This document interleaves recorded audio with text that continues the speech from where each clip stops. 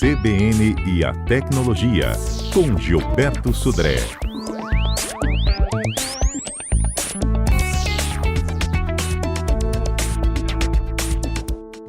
Gilberto Sudré, bom dia. Bom dia, Patrícia. Bom dia, ouvintes da CBN. Então, na última edição do Retrabalho, também entendido como ontem, quinta-feira, nós conversamos com o Alberto Nemer e com o Cássio Moro a respeito da geolocalização do celular, que mostra onde o usuário estava em determinado horário, e isso poderá ser usado para comprovar se o trabalhador tem direito ou não a horas extras, Gilberto. E aí, o entendimento do Tribunal Superior do Trabalho esse entendimento, né, do Tribunal Superior do Trabalho, pronto. E aí, pegando gancho nessa questão, é que a gente resolveu trazer para o CBN a Tecnologia. Inclusive, ontem os meninos citaram você também, que você poderia falar melhor, a respeito dessa geolocalização. Afinal, o que pode ser rastreado na internet? E quem pode ser rastreado na internet, Gilberto? Então, Patrícia, eu acompanhei essa notícia, inclusive, da geolocalização do celular, e também acompanhei ontem o comentário aí dos nossos comentaristas sobre o direito do trabalho, né? Realmente, né, essa notícia repercutiu bastante, né, na sociedade aí sobre essa questão do uso, né, da geolocalização de celulares para ver ou para entender a questão de hora extra para isso. E como é que a gente os celulares podem ser rastreados? Basicamente, de 3 tipos diferentes de rastreamento. O primeiro deles é via aplicativos e o uso do GPS, né, aquele sistema de localização, e os aplicativos eles capturam essa informação dos satélites e têm uma localização muito precisa, né, de que aquele telefone está naquele lugar, naquele momento, naquele dia e hora diferente. Então, o primeiro forma de localização de rastreamento é o GPS, que tem uma precisão muito boa, coisa de metros, né, ou seja, poucos metros de erro, né, em algumas situações até centímetros de erros em relação à localização do celular. A outra forma de localização do próprio celular é a conexão Wi-Fi. Ou seja, quando um celular está conectado numa rede sem fio e navega na internet e transmite alguma coisa na internet, a gente consegue também identificar a região, localização, aí não tão precisa assim, de onde aquele celular está, que inclusive seria uma questão interessante nesse caso da hora extra, porque se o celular daquele colaborador está conectado na rede sem fio da empresa, ele está na empresa, né? Então essa é uma questão também.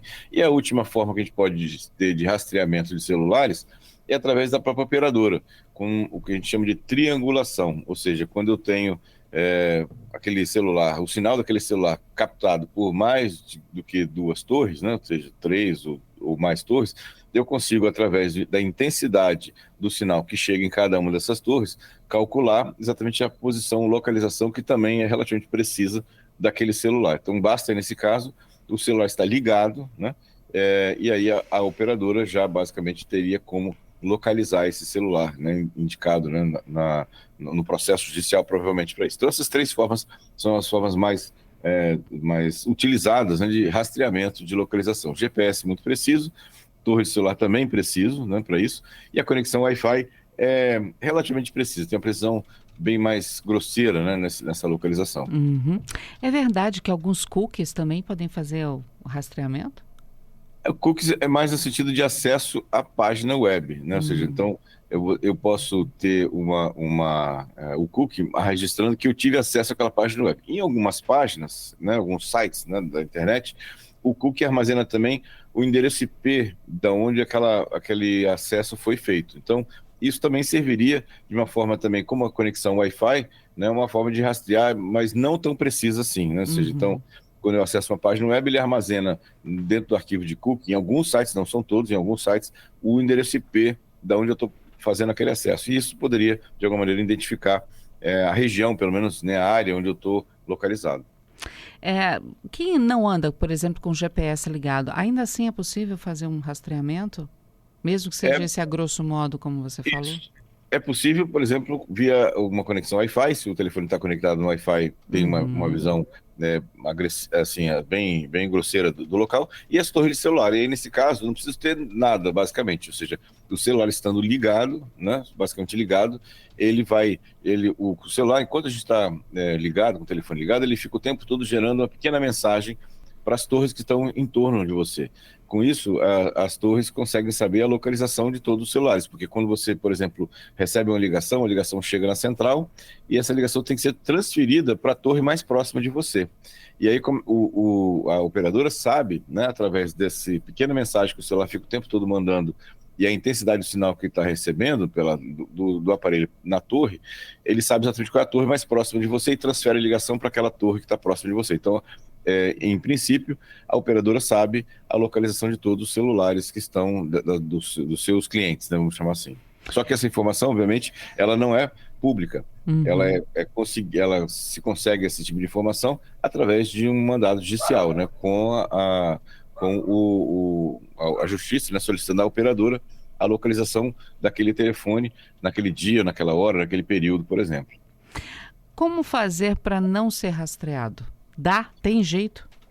Então, a primeira questão é desligar o celular, né? Se você está com o telefone desligado, não tem como rastrear aquele aparelho, né? Para isso, né? Uhum. A princípio, não tem como rastrear. Apesar do que os aparelhos mais novos, né? Da Samsung e principalmente Samsung e Apple, né?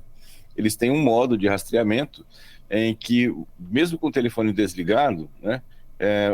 O Bluetooth continua ligado com uma potência muito baixa, né?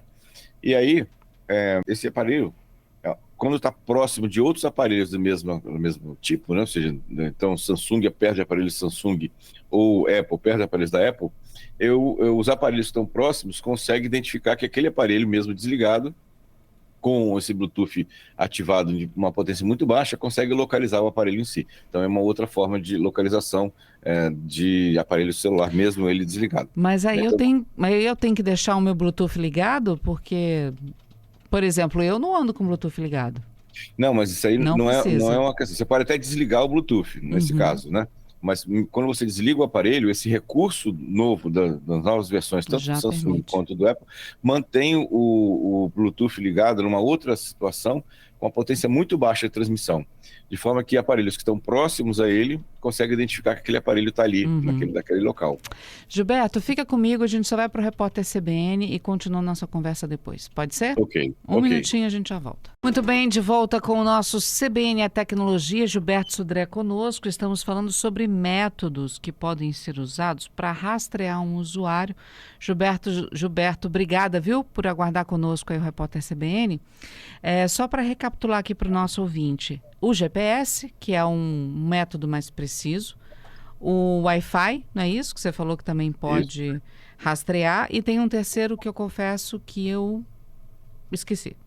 É sobre as torres de celular. As torres de celular, como a gente conversou, né, os celulares, quando ligados, né, eles ficam enviando uma pequena mensagem para que as torres reconheçam que aquele celular está naquele local. E aí, se essa mensagem ela é recebida por mais do que 3 ou mais torres, né, a operadora consegue fazer o que a gente chama de triangulação. E aí saber com uma precisão bastante razoável de onde está localizado aquele telefone, que só precisa estar ligado, não precisa ter aplicativo nenhum instalado, nada disso instalado, ele já consegue rastrear esse aparelho.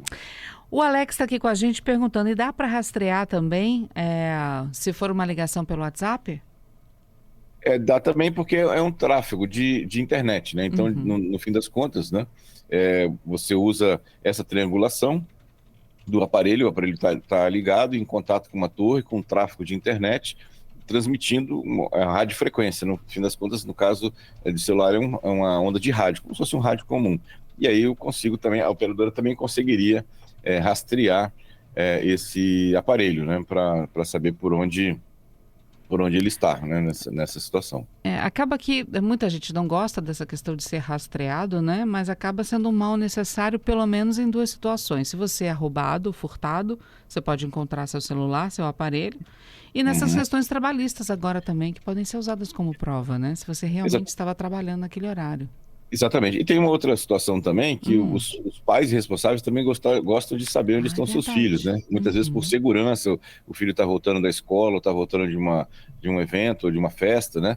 ele quer saber onde o filho se encontra por questão de segurança. Então também é outra situação bastante comum de pais responsáveis, né? Quererem saber onde os seus filhos estão, né, nesse caso. E aí, as próprias ferramentas, tanto o Android quanto o iOS, já dispõem de ferramentas para esse tipo de localização, né? Uhum. No caso do Android, tem lá o Encontre Meu Dispositivo, meu celular, basta você basicamente acessar num computador, né? O Gmail, né? Associado àquele celular, quando a gente instala habilita o Android, ele normalmente pede uma conta de Gmail, até para você ter acesso ao Google Play. E essa conta de Gmail, quando você loga no computador e aí abre uma aba no mesmo navegador e vai lá no Google e encontra o meu celular, onde está o meu celular, ele vai achar e vai dizer onde está aquele celular, naquela questão. Tem um outro site chamado myaccount.google.com, e aí você loga com esse Gmail, e aí ele vai ter, se a localização estiver habilitada no aparelho, ele vai conseguir localizar onde está aquele aparelho. No caso da Apple, tem o Find My iPhone, né? Que também é uma situação bem parecida, né? Você agora vai no computador e consegue localizar onde está aquele iPhone em si. Então, as próprias fabricantes, né, já colocaram nativamente nos seus sistemas operacionais recursos, né, para essa localização, exatamente pensando em você ter uma necessidade de localização de um parente, né, de um familiar, ou mesmo de um filho ou filha. Uhum. E tem uma coisa também,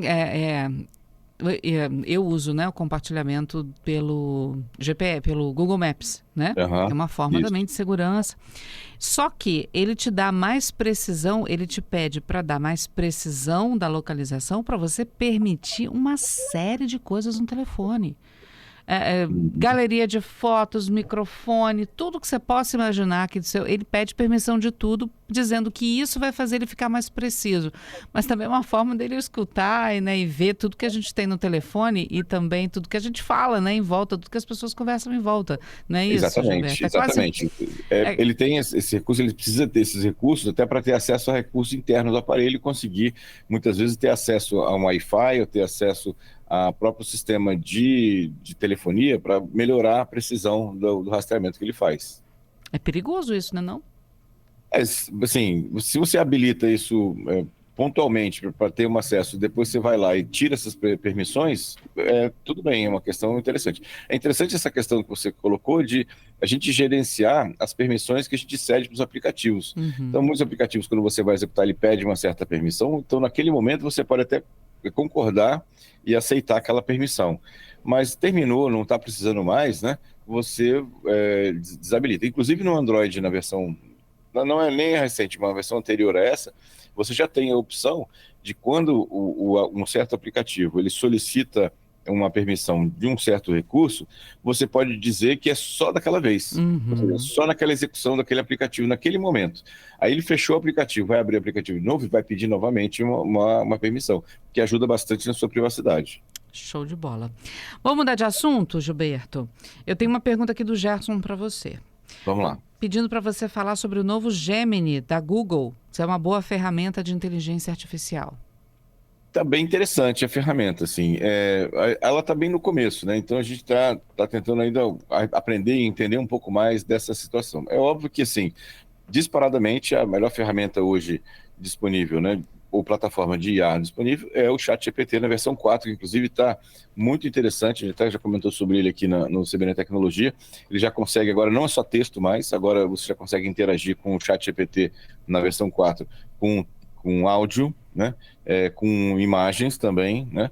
Então, ou seja, ele está bem interessante mesmo na situação, mas todos os outros estão correndo atrás, né? Ou seja, a própria Google está correndo atrás em relação a essa questão, né? E aí tem outros, a própria Tesla, né? Ou seja, do Elon Musk, está tentando gerar também uma ferramenta dessa natureza. Então, ou seja, tem uma concorrência bastante grande, né? Mas parece que hoje ainda a melhor ferramenta o mais completo ainda é o ChatGPT. Gente, pode mandar suas perguntas, viu? 992994297. Vamos pro Viralizou? Vamos lá. Viralizou. A gente continua falando de inteligência artificial, né? Exatamente, Patrícia. O Conselho Europeu aprovou um texto com regras e proibições de uso da IA, né, na União Europeia, né, para isso. A lei, né, chamada Lei de Inteligência Artificial, tem uma abordagem bem interessante, que é baseada em riscos. Na verdade, quanto maior o risco de causar danos à sociedade daquela tecnologia de IA, mais rigorosas são as leis aplicáveis àquela situação. Então, a ideia da lei é assegurar o respeito aos direitos fundamentais do cidadão da União Europeia, né? É uma coisa legal, né, que, assim, que elas são práticas proibidas pela nova lei lá de inteligência artificial da União Europeia, é a utilização de ferramentas de IA para a realização de, por exemplo, manipulação comportamental, pontuação social e policiamento preditivo baseado em perfis. Então, basicamente, aquelas ferramentas de IA que usam dados biométricos para categorizar pessoas, né, segundo critérios como raça, religião, orientação sexual, isso é proibido, né, pela lei. Assim. Segundo, né, alguns especialistas, essa nova lei é uma das legislações mais rigorosas que se tem notícia no âmbito internacional, né? Então, vamos ver como é que essa lei vai gerar impactos à inovação, porque assim, a gente sabe que se uma lei é muito rígida, pode ser que ela tenha impacto em impedir ou então retardar a inovação, né? Por outro lado, se ela é muito frouxa, né? Então ela pode ter danos à sociedade em relação a isso. Essa é uma primeira iniciativa, vamos ver como é que isso vai se vai se comportar na União Europeia. Eu diria que todo mundo está de olho nessa questão, né?